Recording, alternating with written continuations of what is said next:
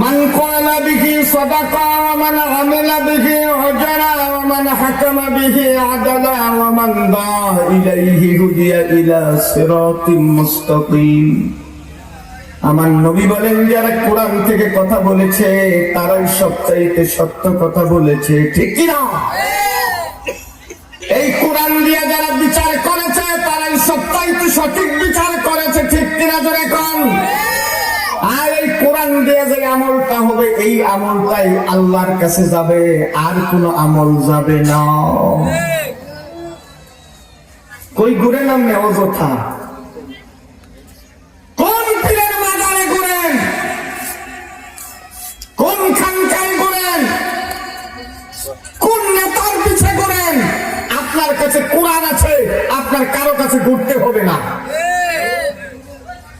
ঠিক কিনা?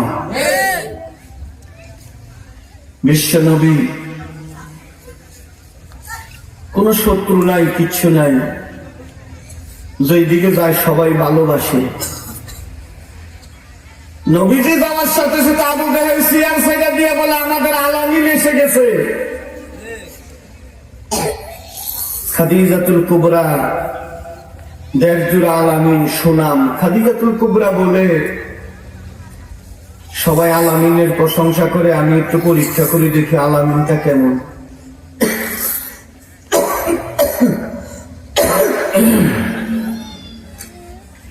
ভিতরে দেখে নিয়ে গেল। আলামিন পরীক্ষা করার জন্য বিশ্বনবীকে ব্যবসার দায়িত্ব দিলেন, মার্কেটিং অফিসারের দায়িত্ব দিলেন। সুবহানাল্লাহ। ব্যবসা করতে গেছে, অন্যরা ব্যবসা করে যা দিছে আমার নবীজি তার চেয়ে ডাবল বুঝাই দিছে। ডাবল বুঝাই দিলে মালিক খুশি হবে না বিরক্ত হবে? হ্যাঁ, খুশি হবে। ভিতরে ডাক্তার নিছে, মোহাম্মদ তো আসলেও আলামিন, ঠিকই আছে। সবাই আলামিনকে বিশ্বাস করে, আসলে সত্যি আলামিন। ভিতরে ডাইকা নিয়ে বলছে, মোহাম্মদ জীবনে তো অনেকগুলো বিয়ে হইল, খালি স্বামী মইরা যায়, একটাও টিকলো না, কয়টা বিয়া বললাম। তো চিন্তা করছিল আমার বিয়ে টিও বসবো না। আল্লাহ নবীজি কই খুললা কনে তো পেশানিতে। নবীজি পেশ মুসলের কথা পছন্দ করতো না। সুবহানাল্লাহ। আমাদের মধ্যে কিছু লোক আছে পেশ ছাড়া কোনো কথাই কয় না, আছে না? না, যাই হোক। তো খাদিজাতুল কুবরা বলতেছে, অনেকগুলো বিয়ে হলো, স্বামী মারা যায়, চিন্তা করছিলাম আর জীবনে বিয়ে বসবো না, কিন্তু তুমি যে আলামিন, তোমাকে দেখে আমি সিদ্ধান্ত নিয়েছি তোমার কাছে বিয়ে বসে জীবনটাকে ধন্য করতে চাই। সুবহানাল্লাহ। বিশ্বের সুন্দরী একটা মহিলা, বিশ্বের সেরা ধনী, সেরা ধনী, সবচাইতে ভালো বংশের মহিলা, পবিত্র মহিলা নবীজিকে প্রস্তাব দিল। আমাদের এই সমস্ত এলাকার যুবকরা এরকম যদি বিশ্ব সুন্দরী কেউ এরকম প্রস্তাব দিত, এক বেহুশ হইয়া 3 দিন পর্যন্ত বইলে থাকতো। কি কোন ঠিক কিনা? বিশ্ব নবীজি বলল, খাদিজা গো, আপনি বললেন, আমি শুনলাম, কিন্তু আমি কিন্তু সিদ্ধান্ত দিতে পারবো না। আমার চাচা আছে গার্জিয়ান, আমার মা নাই, বাবা নাই। আমার চাচা আছে, চাচার কাছে জিজ্ঞেস না করে কিছু বলতে পারবো না। সুবহানাল্লাহ। এখানের যুবকেরা মোবাইলে সম্পর্ক করে, বাপের কাছে জিজ্ঞেস করে না, মায়ের কাছে জিজ্ঞেস করে না, কয় তোমার বিয়া না করলে মইরে খেয়ে রইলে যাবো, তুমি আমার কলজার কলজা, সিনা সিনা। মোবাইলে সম্পর্ক করে বিয়ে করে। এই বাবা মা যে এতদিন বিয়ে লক্ষ লক্ষ টাকা তোমার পিছনে খরচ করে লেখাপড়া করাইলো, তুমি বাবা মার কথায়, বাবা মার একটু জিজ্ঞাসা করলা না, ফুড ম্যারেজ করে তুমি চলে গেলা। তোমার মতো অপদার্থ সন্তান আর দুনিয়াতে নাই, ঠিক না? এই জন্য দেখবেন প্রেম ভালোবাসার বিয়েগুলো 2-1 বছরের মধ্যেই দেখবেন ঝগড়া লেগে জুতা মারামারি করে আলাদা হইয়া যায়, সংসার শেষ হইয়া যায়। এগুলো কি কেনা?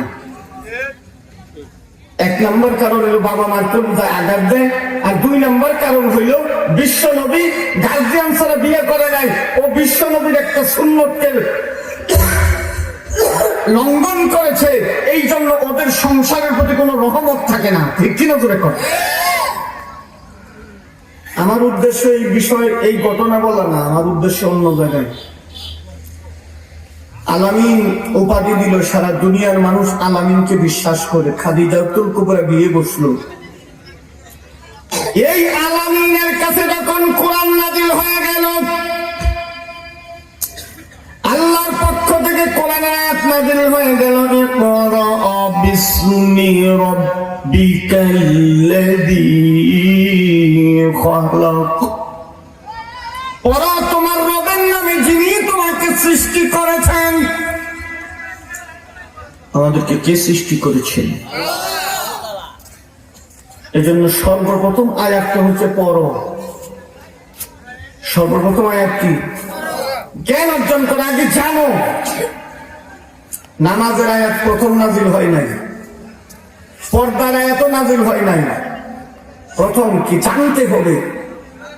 আর সবচেয়ে জানার মধ্যে সবচেয়ে শ্রেষ্ঠ জানতে হবে আমার আল্লাহকে, আমাকে কে সৃষ্টি করেছেন। ঠিক কিনা জুড়ে কর।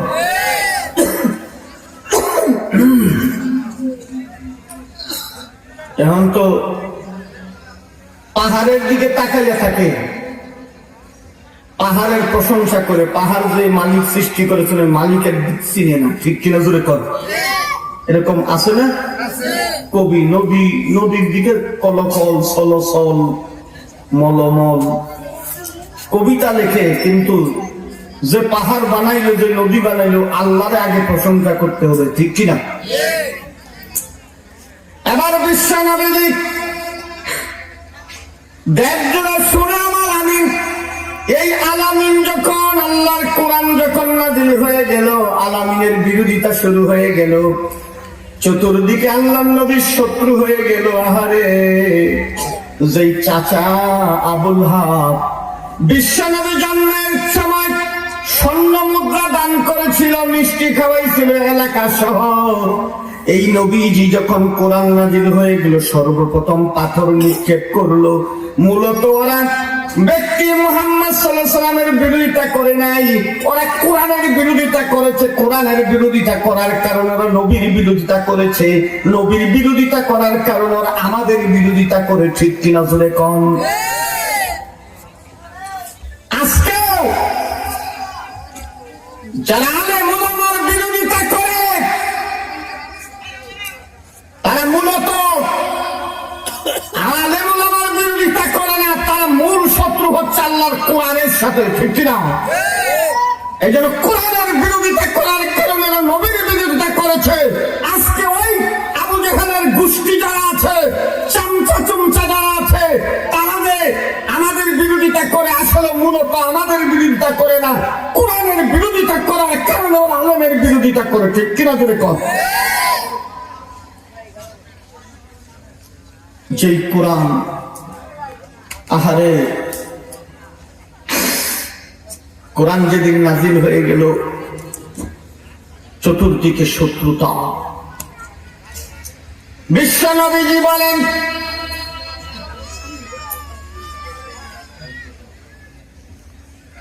আপনাদের কষ্ট হচ্ছে? কথা বুঝতে পারতেছেন তো? অনেক মা বোনেরা এসেছে, আমি শুনেছি মহিলারা ওয়াজ মাহফিল আইয়া কয়, হুজুর আমগুর ব্যাপারে কিছু কয় না, হুদাইয়া না। সব কথাই তো সবার জন্য। কি কর মহিলা যে কথাগুলো বলতেছে, এটা কি মহিলাদের জন্য মানা কি নিষেধ? ওয়াজ একটাই। তবে মহিলাদের কিছু কিছু মহিলা আছে সংসারের ভিতরে। আমার কাছে এক মহিলা গেছে গত 6-7 মাস আগে, কয় হুজুর একটু পানি ভরার জন্য আসছি।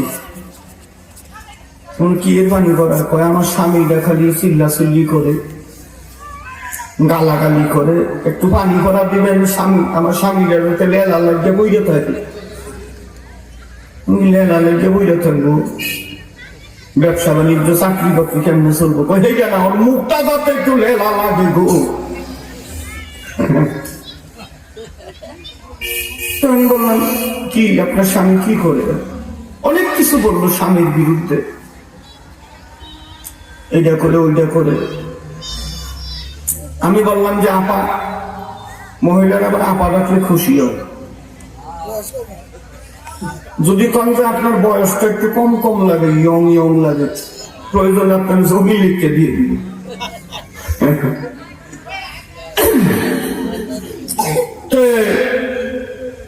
বললাম যে আপা আপনার স্বামীর বিরুদ্ধে তো অনেক কিছু বললেন, নিজের একটা দোষের কথা কম তো দেখি, একটা দোষ বলেন যে হুজুর এটা আমার দোষ আছে।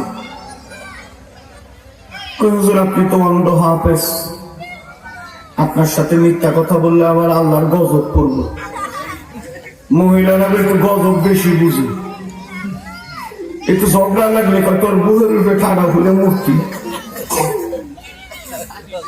নিজের ছেলেরেও ক্ষমা করে না, স্বামীরেও ক্ষমা করে না, বাইরে যেতে শহর আমার জ্বালাই গেলি, রাস্তাতে সিএনজি তুলে ভর্তি।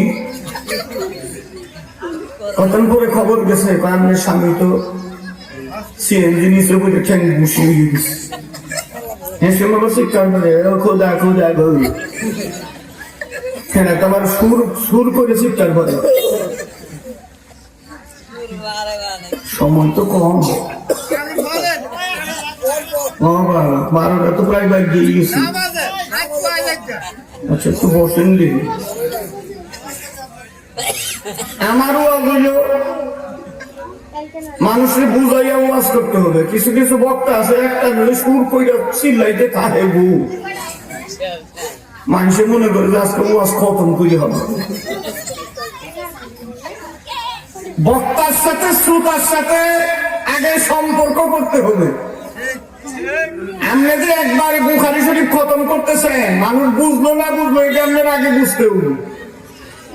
এ কইতেই আছে চিল্লানি মাইরে মালি কাবাই হইতেছে, বক্তাও দেশে অনেক হয়ে গেছে এখন। আচ্ছা যাই হোক, ওই পানি করাটা দিয়ে নেই, মহিলাটা তাড়াতাড়ি হচ্ছে করে ওয়াজটা আবার শুরু করে। আমি বললাম যে আপনার একটা দোষের কথা কম দেখি, নিজের একটা দোষ বলেন। আপনার সাথে তো সত্য কথা বলতে হুজুর আমার একটা দোষ আছে, আমার সাফাটা একটু বেশি। হ্যাঁ এবার লাইনে আসছে, এইটা হইলে আসল আসল সমস্যা। বাবার সাথে কথা বলি না, ওয়াজ করে দেওয়ার সময় করে 10 টাকা টাকা দিতে শুধু। আচ্ছা তাহলে সব করে তো আমি বললাম যাচ্ছে ই করেন, পানি করে আপনার স্বামীকে দিলাম না আপনারে দিলাম, এইটা কি কর আইলাম স্বামীর জন্য আমারে দিবেন। কারণ বলে হ্যাঁ পানি ভরাটা নিয়ে যাবেন, আপনার স্বামী বাড়িতে আসলে পানি ভরাটা আপনার স্বামী যখন গালাগালি শুরু করবো সাথে সাথে পানি ভরা মুখে দিবেন, ফেলবেন না গিলবেন না, যতক্ষণ গালাগালি চলবো। আমি তো কিছুই বলতে পারবো না, তো এটা তো বেশ লাগাই দিলেন।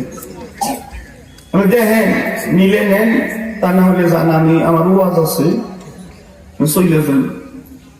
পরিষ্কার বুঝে নেন পানি ভরা, পানির ভরা যদি ফালাই গিল্লা ফেলান গলা ফুললে বইয়া যাবেন, আর যদি ফালাইয়া দেন আপনার স্বামী বইয়া যাবো।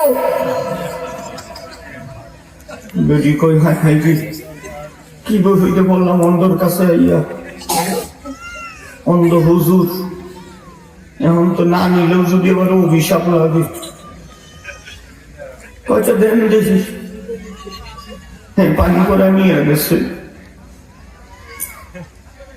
চা আছে, আমি তো চা খাই না ওয়াজে, কিন্তু আজকে একটু কাশিতে একটু ডিস্টার্ব হচ্ছে, আপনারা কি রাগ করবেন? আমরা বৈশা দিচ্ছি হুজুর খালি মক মগইয়া চা খায়, সকলে বলি আলহামদুলিল্লাহ। আমি জানি আপনারা আমাকে ভালোবাসেন, এই জন্য মিজান ভাই খালি আমার বারে বারে দাওয়াত দেয়। হ্যাঁ, মনে করে যে অন্য বক্তা আইলে ওয়াজ 12টার হেফাই যাইতো না, এই জন্য হে খালি আমার দাওয়াত দেয়, বসে একটু কম দেয় আর কি। হ্যাঁ, খুব চালাক মানুষ, মিজান ভাই খুব চালাক, কিন্তু কিন্তু আল্লাহর খাস বান্দা হাসি খুশি থাকে, কথা বলে পুষ্ট, কোন মেনমেন নাই এর কাছে। মিজান ভাই খুব পরিষ্কার মানুষ, পরিষ্কার মানুষগুলো জান্নাতে ডাইরেক্ট ঢুকবে। সুবহানাল্লাহ। পেউ পেউ করে দেবে পেসুক লোক। একটু জিকির করেন লা ইলাহা ইল্লাল্লাহ, জোরে।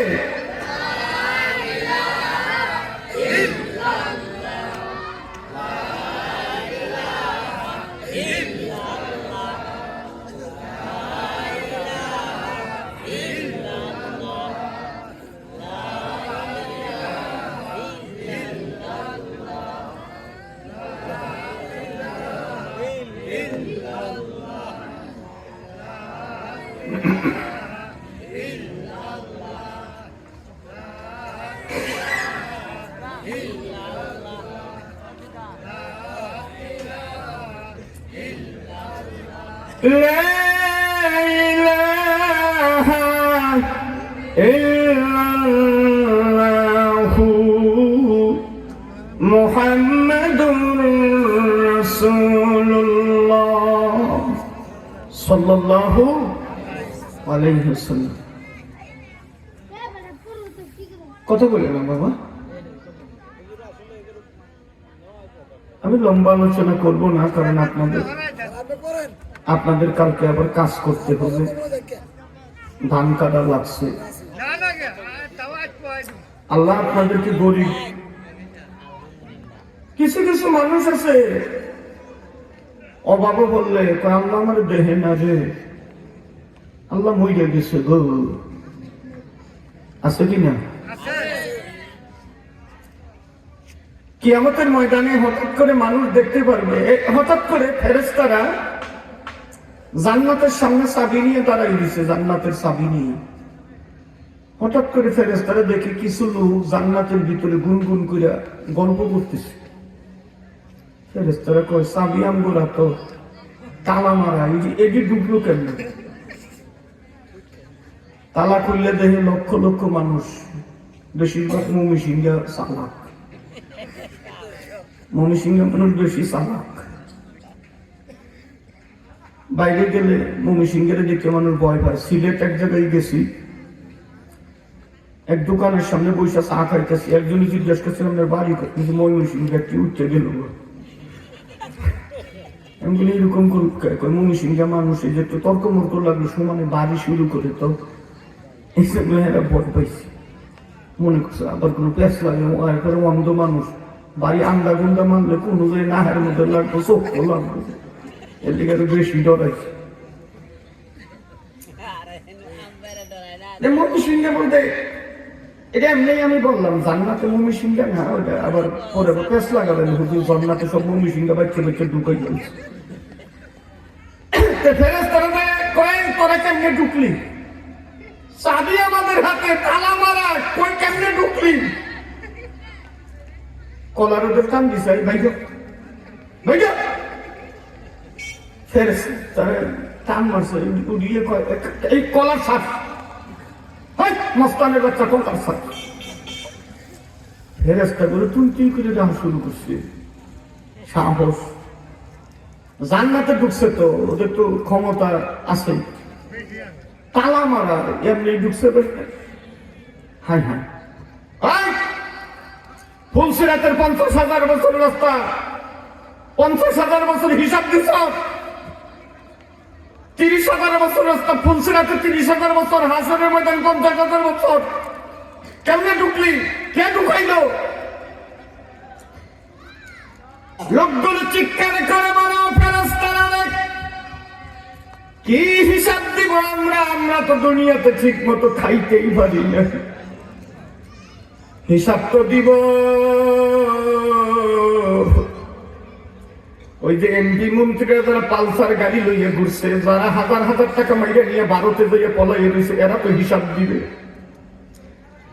আমরা কিসের হিসাব দিব? ঠিক মতো খাইতে পারি নাই, সকালবেলা খাইলে দুপুরে খাইতে পারি নাই, রাত্রেবেলা ঠিক মতো খাইতে পারি না। আলু ভর্তা বেগুন ভর্তা খাইতাম, কিন্তু আল্লাহর ইবাদত করতাম, আল্লাহরে ভুলতাম না, নামাজ পাঁচ ওয়াক্ত পড়তাম, আল্লাহরে ডাকতাম।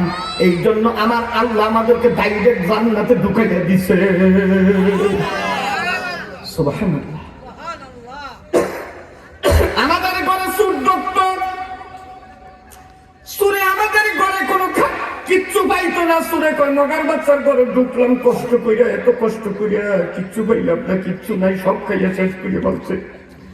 মগের বাচ্চা কিচ্ছু রাখছে না, ডেলি যা কামাই করে তাই খায়। মগারে তোর ঘরে ঢুকছে, কিচ্ছু পাইলাম না। যাওয়ার সময় সুরে কয় দেখি ভাতের ডেকে কিছু আছে নাকি, দেখি যে পান্তা ভাত খেয়ে সুর কয় গায়ে একটু শক্তিটা কইরা নি, একটু পান্তা ভাত খাই যায়। মগা কালকা যাতে না খাইয়া থাকে। সুরে আমাদের ঘরে কিচ্ছু পাইতো না, আমাদের ঘরে সুর কি ঢুকছে হতাশ হয়ে যাইতো, কিন্তু আল্লাহরে বলি নাই। এই জন্য আল্লাহ নিজের কুদরতের মাধ্যমে জান্নাতের তালা খুললা আমাদেরকে ঢুকাইয়া দিছে। তোরা বুঝবি কেমনে? আমরা হইলাম আল্লাহর প্রিয় বান্দা। জোরে জোরে কোন সুবহানাল্লাহ। তো গরিবরে আল্লাহ দেখতে পারে না, আল্লাহ মরে গেছে, বুড়া হয়ে গেছে, এই সমস্ত কথা বলবেন? আপনি শুকরিয়া আদায় করবেন। আপনারা যে গরিব বানাইছে, আল্লাহ আপনার জান্নাতের রাস্তা আগাইয়ে দিছে। কিন্তু কিছু কিছু নাডা গরিব আছে, নাডা জীবনে আল্লাহর সিজদা দেয় না। কোন রকমের সাহায্য কামাই করতে পারলে নাকবে কেমন ভাবে ঘুমায়, মনে হয় কাক যাইতেছে ঘরের পাশ দিয়া। কি কোন আসেন না? আপনি গরিব হয়েছেন, আল্লাহ শুকরিয়া আদায় করবেন। আপনি কোন রকমের লাইনে টিকে থাকবেন, আপনাকে আল্লাহ ডাইরেক্ট জান্নাতে ঢুকাইয়ে দিবে। ও যে মহিলাটার তো আবার পানি ভরানি, তো আইসা বলছে এইদিকে, আচ্ছা দাঁড়ান। মহিলারে বললাম আপনি নিলে নেন, কয় আচ্ছা নিয়ে যাইতেছি হুজুর। পানি ভরা নিয়ে গেছে, বেড়া এসে গালাগালি শুরু করছে, পানি ভরা মুখে দিছে। এখন তো বেড়া খালি গালাগালি করে, হে খালি চাইয়া থাকে। বেড়াইতে কেন খালি চিল্লা চিল্লি করতো, আজকা খালি চাইয়া থাকে, কথা কই না। ব্যাপারটা কি বালা উড়িয়ে দিল কেমন? দ্বিতীয় দিনের একই অবস্থা, বেড়া অর্ধেক গালাগালি করছে, একা কত করা যায়। তৃতীয় দিন বেড়া কয় তোর কি হয়েছে রে বউ, বউ রে তোর কি হয়েছে? তুই তো খালি শিখ পারস, তুই কেমনে বালা হইলি? মাথায় তোর আর কোনোদিন গালাগালি করতাম না, তোরে ছাড়া বাঁচতাম না, গালাগালি যাই করি তোরে মানি যাই করি, তোরে আর গালাগালি করতাম না, আমি বালা হয়ে গেছি, তওবা করলাম। তুই কেমনে বালা হইলি? সত্য কথা কো। বেটি পানি ভরে ফালাই দিয়ে অন্ধ হবে, তোর পানি ভরে বালা হইলি। মা বোনেরা পরিষ্কার জেনে রাখেন,